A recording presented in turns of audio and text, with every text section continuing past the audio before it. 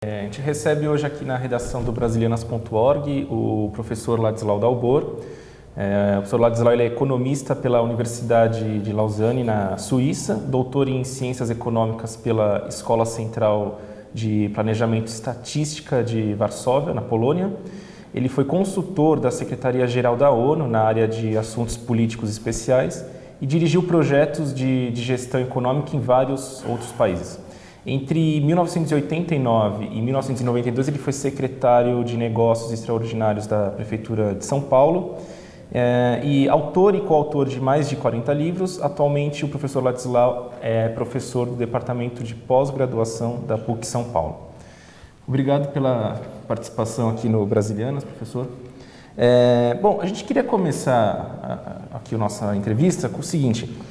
Ontem, quarta-feira, a gente começou a Rio+20, né, a conferência, e o que já tem sido noticiado nos jornais de hoje é que o movimento lá de críticos estão vendo que lá está tendo algum embate lá com relação a alguns temas como execução de decisões e a questão também sobre quem deverá ser responsável pela conta do desenvolvimento sustentável, né? São algumas barreiras que vêm aí de outras negociações internacionais que ainda não foram resolvidas.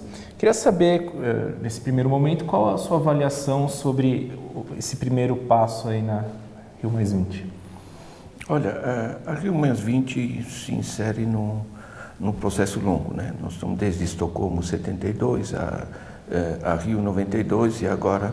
Então, a Rio+20, se a gente pegar essa perspectiva, a gente vê que em Estocolmo, em 72, digamos, o corpo básico científico das ameaças planetárias, das grandes tensões que estão se gerando, foi formado. Em 92, no Rio de Janeiro, isso se transforma numa agenda planetária, a Agenda 21, as grandes convenções do clima, né, e da biodiversidade, né? E a Rio+20 hoje tem como dinâmica central a governança do processo, né? Nós não precisamos refazer a Agenda 21, nós sabemos quais são os grandes problemas, né? Basicamente, o aquecimento global e o caos climático gerado, o esgotamento dos recursos marítimos por sobrepesca, pela pesca industrial oceânica, né?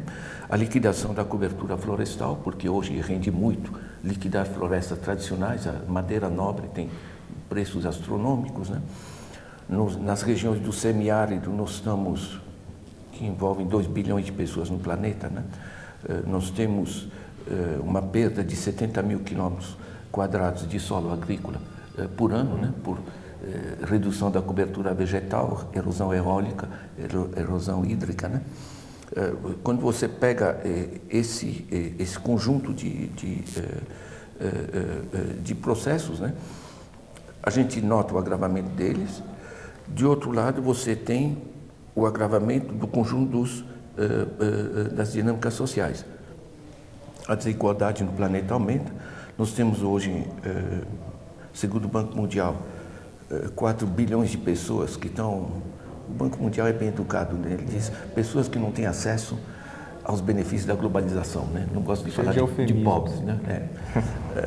Mas a prática é o seguinte, são pobres, né? 4 bilhões é quase 2/3 da população do planeta. Você tem 1 bilhão de pessoas que não comem o suficiente, o que é impressionante em si, né? Nisso você tem 180 milhões de crianças, e nessas 180 milhões de crianças você tem, eu acompanho isso com o trabalho com o Unicef, né? Nós temos entre 10 e 11 milhões de crianças que morrem de fome ou de não acesso à água limpa por ano. São 10 milhões ao ano, é uma tragédia planetária. Nós não estamos matando, estamos deixando morrer. Agora, pensar nesse planeta rico, né? E ele é rico. Se você divide o PIB mundial, 63 trilhões de dólares, pela população mundial de 7 bilhões, dá, por família de 4 pessoas por mês, R$ 5.400. Dá para todo mundo no planeta viver de maneira digna e confortável. Não precisa ninguém passar fome. Só de grãos a gente produz 800 gramas de grão por pessoa, por dia, no planeta, né? Então, de um lado você tem essa pujança dos sistemas e de outro lado você tem o descalabro em termos de estarmos esgotando esse nosso pequeno planeta, em termos de sua capacidade de recursos naturais, e por outro lado estamos fazendo isso para uma minoria. Junte a isso o caos que está sendo gerado pelos grandes sistemas financeiros, você tem na mesa uma convergência de crises que leva com muita força a definir o caráter básico da presente conferência, que é governança. Quem vai financiar, quem vai administrar o processo decisório, né? Certo? Quem vai fazer os controles, enfim, que processo decisório vai finalmente sair das boas ideias e das boas intenções para políticas aplicadas. Mas é que tá, tem alguma chance aqui na Rio+20 de ter algum consenso? Porque na última rodada que teve em Nova York, os países em desenvolvimento propuseram lá os 30 bilhões, né, para serem anuais, num fundo, só que esse fundo deveria ser feito aí pelos países mais ricos, né? E não se chegou aí a um consenso. Pelo menos a gente tem só um dia de Rio+20, mas alguns analistas já estão vendo que isso daí não vai ser também resolvido aqui. Qual a sua... Olha, veja bem... Em termos práticos, né? Quem vai pagar a conta aí? Veja bem, eu participei da Rio 92, eu organizei a Exposição Mundial de Tecnologias Ambientais aqui em São Paulo, que era parte de São Paulo da Rio 92. Lembro que na época me faziam perguntas bastante semelhantes, né? Quer dizer, qual é o resultado, o que vai decidir, como é que vai ser as coisas. Você não junta 170 países e mais de 100 chefes de governo numa imensa assembleia para decidir alguma coisa. Certo? O impacto efetivo, quando você volta para a Rio 92, né, as pessoas diziam, mas resolveu o quê? Resolveu o seguinte, é que antes da Rio 92, você falava de meio ambiente, te olhavam como quem gosta de passarinho, de tartaruga, de borboleta, coisa assim, né? Eram os ecochatos, os ecofrescos, né? Depois da Rio 92, houve uma tomada de consciência planetária. Bom, quando eu vejo a Rio+20 agora, eu estou nos últimos meses direto em conferências, palestras, reuniões, discussões, pesquisas sobre as transformações sociais, ambientais e financeiras necessárias, né? Por quê? Porque no planeta todo está se discutindo os novos rumos. Então, o impacto da Rio 92, da Rio+20, perdão, vai ser menos, digamos, a decisão, vamos colocar tanto dinheiro, ou 30 ou 40, dependendo do que eu gero, e sim uma definição de rumos de governança do processo decisório pela frente. Estratégia. Exatamente, visões estratégicas, né? E, ao mesmo tempo, você muda o nível de compreensão planetária dos problemas. Em termos gerais, você pode usar a imagem de que a água está subindo, né? A gente sabe que a gente vai... Quando ela está no joelho, a gente diz, não, estamos tranquilos, né? Certo? Normalmente, sendo o ser humano o que é, só quando chegar na garganta o pessoal vai gritar, meu Deus, está subindo a água, né? Certo? O fato de você ter muito mais gente tomando consciência, de você ter todos os segmentos de todos os países do planeta discutindo esse problema, eleva o nível de consciência, o que se transforma em pressão política. As soluções necessárias a gente sabe. Por exemplo, a taxa Tobin é uma taxa pegar esses capitais especulativos que não só não produzem, como desarticulam a economia produtiva, taxá-los reduz a volatilidade e, ao mesmo tempo, libera recursos para uso, para a área social e para a área ambiental. Por uma solução técnica que é excelente, né? Por que ela não está sendo aprovada? Porque não há força política suficiente de indignação, digamos, com todo o sistema financeiro para que fosse aprovada. Você deve saber que até o ex-presidente da França, o Sarkozy, a Merkel, na Alemanha, estão aprovando, né, essa taxa. Então, na realidade, essa é uma forma permanente de criar financiamento para esses processos, né? Nós temos outras formas, por exemplo, os países ricos tinham se comprometido com 0,70% do seu PIB destinado a esse tipo de equilíbrio social a ser gerado no plano planetário, está se propondo agora 1%, né? Tudo vai depender, na realidade, da relação de força. E essa relação de força depende, em grande parte, do nível de consciência das populações em geral. O político não vai colocar na mesa um problema se ele sabe que isso não rende voto, né? Então, a mudança, mesmo o esforço como a gente está fazendo aqui nesse programa, gravando um programa sobre isso, faz parte do quê? Da gente gerar instrumentos de tomada de consciência de maneira muito mais ampla para ajudar na transformação, né? Certo. Antes de passar nessa coisa dessa questão da gestão, eu queria só retomar, quando o senhor fala da produção de alimentos no mundo, etc. A gente pode dizer que nunca teve tanta produção de alimentos no mundo. Agora, então, não seria, a gente poderia dizer que a questão então, da sustentabilidade é mais uma questão de justiça social do que de mudança climática? Eu digo, a partir do momento que você muda os modos de produção e de distribuição de alimentos, etc., e de redução das desigualdades, aí sim você entra para a sustentabilidade ou tem uma interação mesmo? Os problemas são casados. Veja bem, por que quebrou o Lehman Brothers nos Estados Unidos?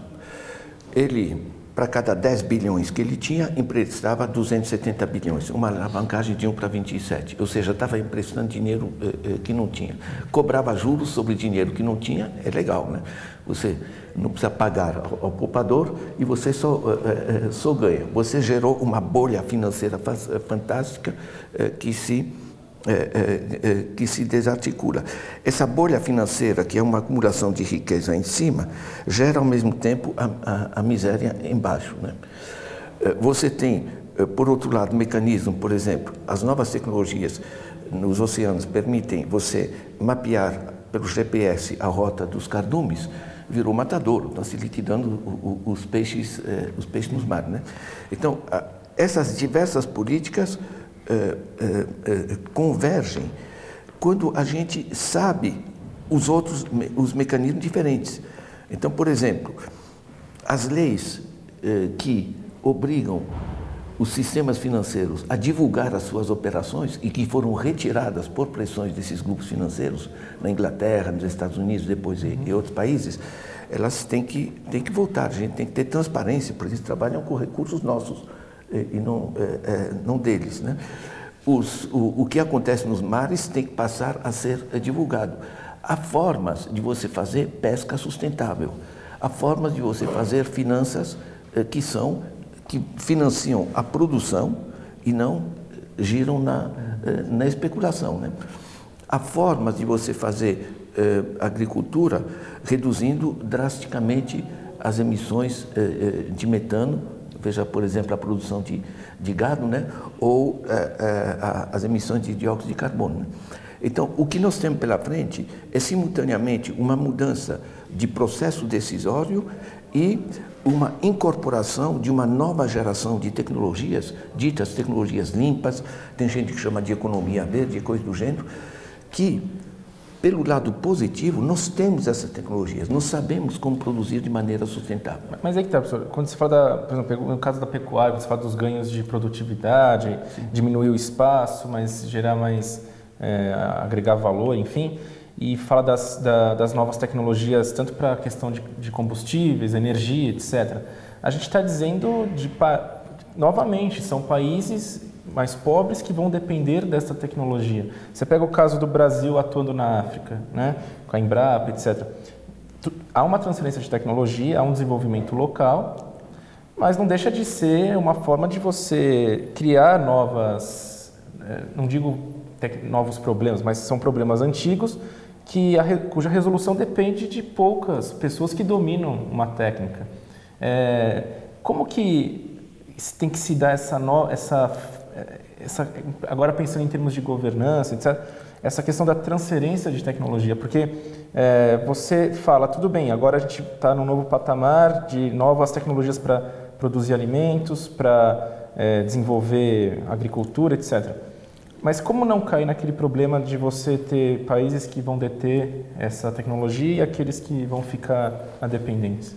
Olha, a herança é que os poderosos são mais poderosos, isso não tem como. O Instituto Federal Suíço de Pesquisa Tecnológica, que é insuspeita, uma grande instituição, 31 prêmios Nobel, né? Fez um estudo recente, que está no meu site também, que é de como está estruturado o controle das grandes corporações a nível planetário. Eles chegaram a um grupo extremamente restrito de 737 corporações que controlam 80% do sistema. 75% delas são intermediários financeiros. Outros são exploradores de petróleo, também não produzem, ninguém produz petróleo, a gente apenas extrai, se apropria, e outros são intermediários da comunicação. Então, na realidade, o mundo passou a estar em mãos de intermediários, não propriamente de produtores. Isso gera um poder político imenso e gera a dificuldade do conjunto dessas mudanças. Então, o problema que você levanta é particularmente rico no sentido seguinte. A filosofia geral que nós estamos seguindo, o chamado triple bottom line, é que nós temos que ter uma sociedade economicamente viável, socialmente justa e ambientalmente sustentável. Então, na linha do teu raciocínio, eu acrescento um quarto pilar, que é o pilar político. Você tem que ter um processo democrático de decisão, né?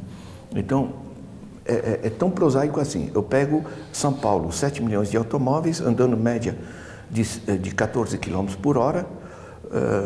Nós perdemos diariamente 2 horas e 43 minutos no trânsito. Não estamos trabalhando, não estamos estudando, não estamos com a família, não estamos nos divertindo, certo? Estamos emitindo dióxido de carbono. E por que a gente tem, num governo de um município desse, que é um município rico e esclarecido, certo? Pessoas que estão fazendo mais viadutos, mais coisas para abrir espaço para mais carros, né? Certo? Por quê? Porque o financiamento das eleições se dá por corporações da construção, por corporações das montadoras de automóvel, né? Ou seja, na realidade, as soluções tecnológicas, o que a gente produz, para quem, os processos distributivos, a introdução da sustentabilidade nos circuitos econômicos, passa também pela democratização do processo decisório. Sistemas muito mais democráticos, muito mais transparentes, quem está financiando, por quê. Veja, por exemplo, o programa Nossa São Paulo. É muito interessante, né? Quer dizer, pela primeira vez nós estamos colocando online os dados que são realmente significativos. E são significativos porque a gente não tirou da cabeça. A gente foi conversar com as pessoas, o que é importante vocês saberem? Coisa imediatamente que apareceu. Quanto tempo a gente espera em média pelo ônibus? É importante. Como é importante? O pessoal que levanta às 4h30 da manhã, certo? Saber quanto tempo você espera até ser atendido numa clínica e de ser atendido até receber o tratamento, certo? Coisa que a gente não está conseguindo extrair, digamos, da prefeitura, porque eles guardam isso a 7 chaves, né? Quer dizer, na realidade, a gente está no coração do problema, porque as soluções técnicas necessárias a gente conhece. As rédeas políticas do processo, que estão na mão, em geral, de grandes interesses econômicos, têm que migrar para dimensões muito mais democráticas, né? Nesse sentido, eu digo que no tripé, digamos, econômico, social e ambiental, a gente tem que acrescentar o político. Ninguém gosta de falar do político, né? Parece logo coisa, mas na realidade as soluções, sim, são políticas. Quem decide como do uso dos recursos? São Paulo tem 29 mil reais de renda per capita. A gente precisa viver praticamente sem transporte de massa decente? Precisa viver com esgotos a céu aberto? Nós temos os recursos, né? O problema é, e aí eu acho que você colocou o dedo na ferida, né? É o problema da gente ajustar o processo decisório para que seja transparente. Temos a nova lei agora da transparência política, né? Isso vai ajudar gradualmente a construir uma sociedade decente, não só no uso dos seus recursos, mas no como o uso dos recursos é decidido.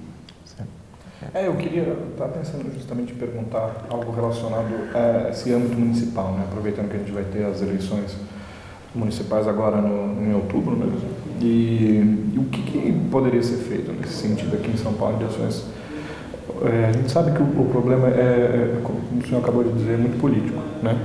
Mas que tipo de ações práticas a gente pode fazer para tentar deixar a cidade um pouco mais morável, assim, mais sustentável, né? Porque a impressão que dá é que ela atingiu um nível ela não se sustenta mais do jeito que está.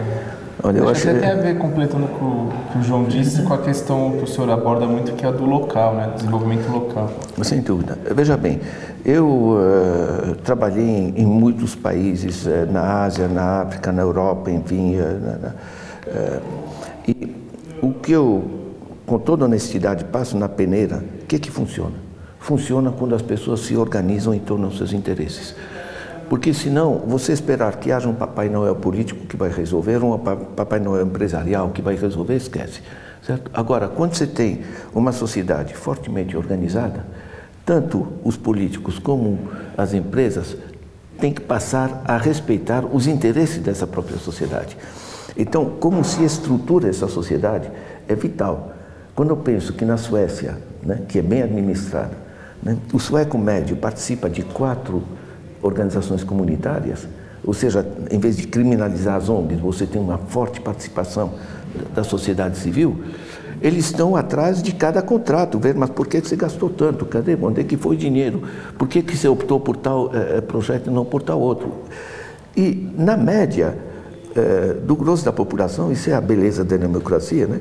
Quando você dá canais, instrumentos de participação para as pessoas, as decisões se tornam muito mais racionais. Eu posso falar da Suécia, que é muito rica, mas posso falar do estado de Kerala, na Índia, né, que é 10 vezes mais pobre que o Brasil, em termos de renda per capita, mas lá a mortalidade infantil é a metade da nossa, certo? Porque os recursos são canalizados de maneira mais organizada. Se você pega uma cidade como São Paulo, por exemplo, o mais elementar é você restituir aquela base das subprefeituras e fazer conselhos com residentes que possam introduzir as necessidades suas dentro do processo decisório. Né? A primeira coisa que foi feita recentemente foi eliminar praticamente as subprefeituras, colocar coronéis na sua direção, né?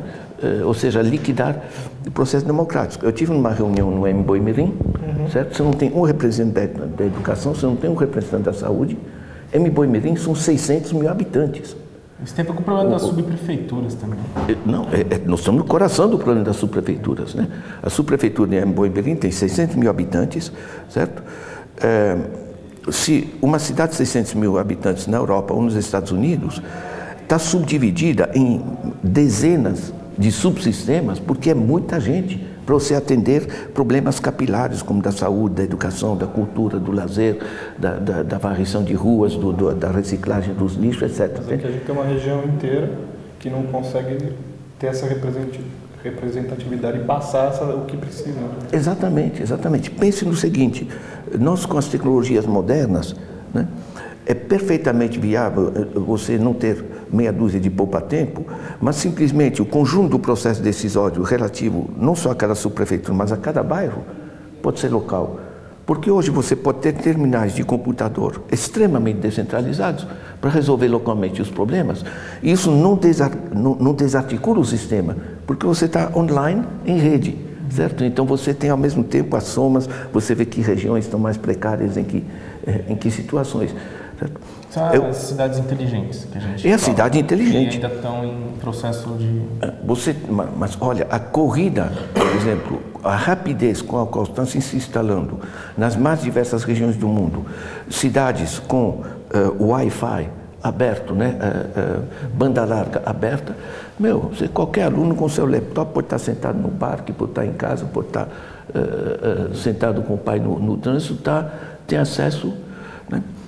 E é gratuito, né? Porque as ondas eletromagnéticas não foram criadas pela Rede Globo, né? Ou pelos TIV, né?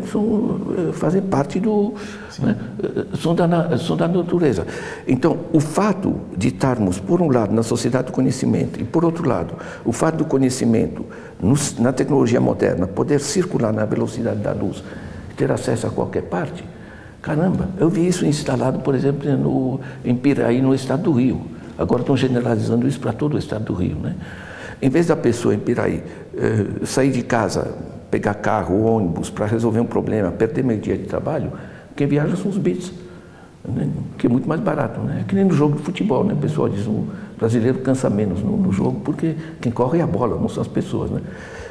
Então, é um bom senso, quer dizer, nós temos um manancial de novas tecnologias, né, que em vez de serem apropriadas para colocar pedágios, digamos, né, para dificultar o acesso, elas podem liberar e descentralizar radicalmente. Eu vou mais, não é só a subprefeitura, eu acho que nós temos que ter políticas de bairro. Você tem vários países hoje, você tem um conjunto de critérios que, por exemplo, as pessoas têm que viver, por exemplo, a não mais que uma distância a pé ou de bicicleta, coisa para a criança ir para a escola, certo? Você tem que ter o que se chama o espaço de a pé. Aí você evita o uso de carro, É claro, eu vi bairros novos, por exemplo, criados em Grenoble, que eu visitei, né? Aonde? Grenoble, é no leste da França, né? Os prédios são construídos de tal maneira que você tem em diversos andares diversos serviços e embaixo você tem a farmácia, a tinturaria, a padaria, enfim, o conjunto daquelas coisas que são de necessidade cotidiana. Que foi feito em São Paulo, né? Porque São Paulo concentra serviços em determinadas regiões e as pessoas moram em outras regiões, né? Exatamente. E ficam paradas no meio dentro do carro. Agora, professor, antes para caminhar para o final aí da entrevista, a questão... a gente retomar a questão da Rio+20. Esses ambientes aí de discussão sobre mudanças climáticas, etc., a gente pode dizer que eles interagem com vários ecossistemas. Tem o político, o midiático, o científico e a sociedade civil. Essa interação, no nível que a gente chegou hoje, do político ouvindo o cientista, do cientista ouvindo a sociedade, a gente está caminhando mesmo para um processo aí de democracia, né, para discussão, ou ainda, na visão do senhor, como que a gente poderia caracterizar essa articulação hoje? Olha, a articulação está se dando através de sistemas muito interessantes. O elemento essencial é aumentar o número de pessoas que têm acesso ao conhecimento, à compreensão dos problemas, porque isso gera força política. Por exemplo, os debates essenciais e os problemas essenciais, ou, por exemplo, esses 10 a 11 milhões de crianças que morrem por ano, você não vai ver no Fantástico, né? Certo? De certa maneira, nós temos uma explosão de mídias alternativas, né? Esse próprio programa surge de um esforço de uma pessoa cansada de um tipo de mídia comercial, certo? E que quer transmitir conhecimentos honestos, certo? Diversos posicionamentos, mas conhecimentos honestos de pessoas. Eu pego, por exemplo, o meu site, eu disponibilizo informação científica, são artigos científicos pesados, certo? Você tem ali uma média de 1.200 textos científicos baixados por dia. O endereço é Ladislau Dalbor? Você põe Ladislau Dalbor no Google, você tá lá, né? Mas você pega, por exemplo, os artigos esses são retomados por carta maior, vão para 530 pessoas. São retomados pelo blog aqui do Luiz Nassif e vai para não sei quantas mil pessoas. Quer dizer, na realidade, as pessoas estão gerando um sistema muito descentralizado e de comunicação inteligente e que tem um deslocamento essencial, que é o seguinte: as informações que circulam é porque são efetivamente interessantes e não porque, digamos, o pessoal das altas famílias da TV comercial dizem as pessoas têm que pensar assim. Porque o que circula, por exemplo, se eu escrevo um artigo ruim, ele não vai circular em lugar nenhum. Um artigo bom que eu escrevo é retomado por essa mídia em rede, por toda parte, e se torna conhecimento. Ou seja, é por demanda que a gente está criando essa informação. Eu volto a insistir que o essencial, na minha convicção, da Rio+20, do conjunto de esforços de mídia alternativa que está se criando, dos mais diversos movimentos sociais que estão criando, tipo como Nossa São Paulo, essa rede de cidades sustentáveis, né? O pessoal que trabalha as novas formas sustentáveis de saúde. Nós temos muito em comum, né? Que é a construção de uma sociedade mais democrática e mais participativa, né? é uma provocação. Tá? O senhor está falando de... Porque a gente fala de democratizar o conhecimento. Mas assim, pensando agora um pouco num outro nível, como garantir que a democratização dos mais diversos pensamentos e modelos científicos, de observação científica, enfim, num ambiente hoje, né, onde ao menos as lideranças políticas elas estão caminhando na opção de uma única via possível, né, que seria a questão do aquecimento, enfim.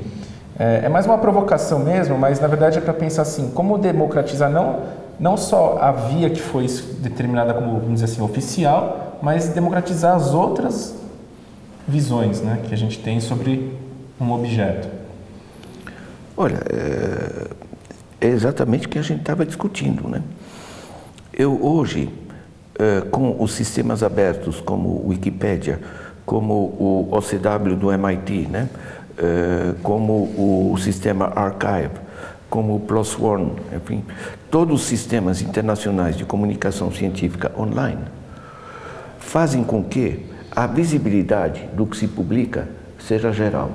Ou seja, quando você tem um artigo picareta que aparece, ninguém vai se mobilizar para destruir aquele artigo. Simplesmente vão ignorar. Ele não é significativo, certo? Agora, por exemplo, a Chevron Texaco foi condenada pela justiça americana e equatoriana, decisão conjunta, a 9 bilhões de dólares de multa por destruição ambiental e social e crimes sociais no Equador, né? Eu me interessei pelo assunto. Coincidentemente, que enfim tem impacto, coincidentemente eu recebo no meu e-mail um artigo de um senhor chamado Juan Alier, da Universidade de Barcelona. Nunca tinha ouvido falar dele, certo? Um excelente artigo, explica qual é o contexto, como foi o comportamento da corporação, quais são as implicações dessa decisão jurídica agora, né? A primeira coisa minha, quando eu leio um bom artigo, caramba, eu vou colocar isso no meu blog, eu vou fazer circular, certo? Reação automática, certo? Então, é por demanda que as coisas significativas passam a circular, né? E não porque o senhor Tivita acha que isso aqui é importante que as pessoas pensem, né? Certo? Então, na realidade, você não tem uma tendência monolítica no processo, pelo contrário, certo? Você tem muito mais facilidade de circulação, porque naturalmente eu vi um processo então eu peguei um outro problema que surgiu com a GlaxoSmithKline, não é? Certo? Então, ela foi acusada, né? E condenada recentemente. Aí eu entrei no site GSK para olhar, um gigante farmacêutico mundial, né? Certo? Para olhar como é que essa empresa trabalha. E ali eu tenho uma coisa maravilhosa. Nós da SmithKline resolvemos problemas de saúde, cuidamos das crianças, amamos o próximo, etc, etc. São muito verdes, né? Certo? Aí eu entrei de novo, colocando no Google GSK Settlements. Settlements quer dizer acordos judiciais. E ali me aparece uma lista de processos de crimes de diversos tipos, fraudes, etc, praticados, etc. Quer dizer, você abriu as janelas, entende? Você não tem mais alguém te dizendo como você deve pensar. É por demanda que as coisas estão circulando, né? E eu tenho muita confiança nessa transformação. Digamos, a informação é vital para processos democráticos, né? Enquanto a gente tiver só alguns grupos de grandes redes comerciais fechando, digamos, a comunicação, você simplesmente... As pessoas, quando ignoram uma coisa, o vazio não aparece como vazio. A gente pensa que não tem, certo? E quando você descobre que há outros lados, né, isso enriquece. E aí eu pego, por exemplo, com os meus alunos, eu coloco, nós vamos discutir a próxima semana desemprego em regiões periféricas de jovens de 15 a 24 anos. Tá? Bom, eles fazem a pesquisa online, eles vão descobrir não só visões minhas ou visões de economistas, vão descobrir estudos antropológicos, né? Estudos da cultura do jovem, estudos da base, quer dizer, eles vão passar a cruzar de maneira inovadora várias visões E de repente aquele estalo, né? Ele diz, puxa, mas isso aqui dá para organizar assim. Esse momento que você dá um estalo e articula de maneira inovadora conhecimentos pré-existentes, isso é ciência. Né? E a ciência no bom sentido, né? Entende? Que você está embasando, né? E dando um passinho à frente num processo muito amplo de construção. E não é mais, digamos, coisas que pertencem a alguns grupos e algumas elites. Né? Legal. Professor, a gente agradece aí a sua vinda aqui ao Brasilianas. Espero recebê-lo novamente aí, viu? Volta e meia a gente aparece.